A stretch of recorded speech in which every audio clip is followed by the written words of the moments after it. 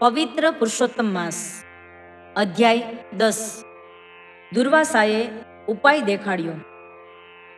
દેવર્ષિ નારદને નારાયણ પ્રભુ કહી રહ્યા છે, હે વત્સ, ઋષિ કન્યા મેઘવતીની આવી કરુણ પ્રાર્થના સાંભળી ઋષિ દુર્વાસાને દયા આવી અને ઋષિ બોલ્યા, હે પુત્રી, કાળ મીંડ પથ્થર પણ પીગળી જાય એવું તારું દુઃખ મેં સાંભળ્યું। હવે તું એના નિવારણનો ઉપાય સાંભળ। દેવોને પણ દુર્લભ એવા વ્રતની હું તને વિગતે વાત કરું છું। દર ત્રીજા વર્ષે અતિ પાવન એવો પુરુષોત્તમ માસ આવે છે। આ માસનું મહાત્મ્ય એવું છે કે આ માસમાં સ્નાન કરનારો જીવ બ્રહ્મ હત્યા જેવા અઘોર દોષોમાંથી મુક્તિ પામે છે।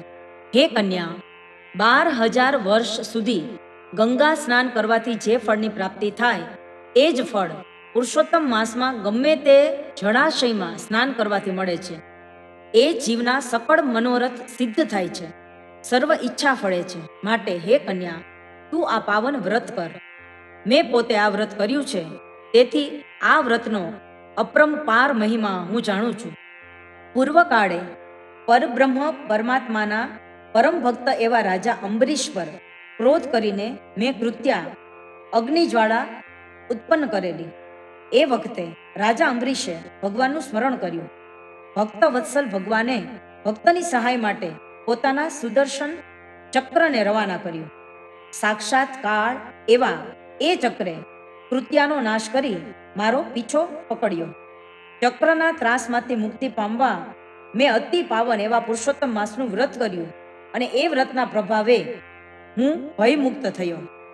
ઋષિ દુર્વાસાના શ્રી મુખેથી આવા વચન સાંભળીને ઋષિ કન્યા મેઘાવતી બોલી, હે મહાત્મા, પૃથ્વી પર સૂર્ય, ચંદ્ર, ગજાનન, દેવી ભવાની, શિવ વગેરે સાક્ષાત દેવ છે।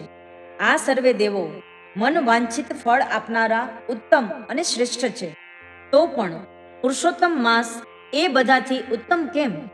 હું તો શ્રી રામ અને શિવજી સિવાય બીજા કોઈ દેવને ઉત્તમ માનતી નથી।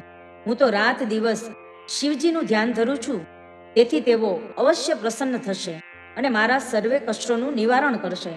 આપ જેવા જ્ઞાની મહાત્મા તુચ્છ એવા પુરુષોત્તમ માસના આટલા બધા વખાણ કરે એ શોભનીય નથી।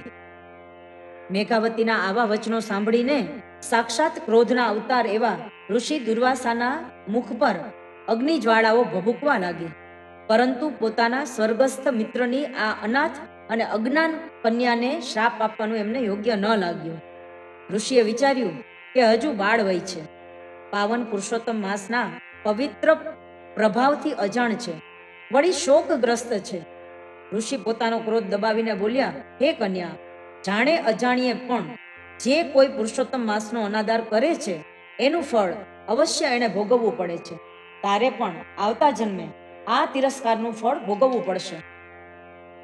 આટલું કહી ઋષિ દુર્વાસાએ તત્કાળ ત્યાંથી વિદાય લીધી અને બદ્રિકાશ્રમ તરફ પ્રયાણ કર્યું। ઋષિના ગયા પછી પવિત્ર પુરુષોત્તમ માસનો તિરસ્કાર કરવાના લીધે ક્રાંતિહીણ બની ગયેલી ઋષિ કન્યા મેઘાવતીના પસ્તાવાનો પાર ન રહ્યો, છતાં દ્રઢ મન રાખીને એણે ભગવાન શિવજીને પ્રસન્ન કરવાનો નિર્ધાર કર્યો। શ્રી પુરુષોત્તમ મહારાજની જય।